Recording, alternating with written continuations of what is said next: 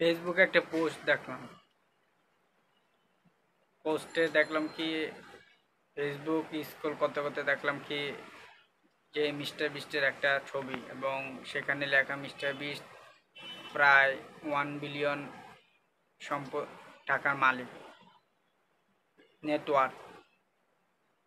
আমরা তো অবশ্যই মিস্টার বিস্টকে চিনি যে ইউটিউবিং করে এত কিছু করেছে।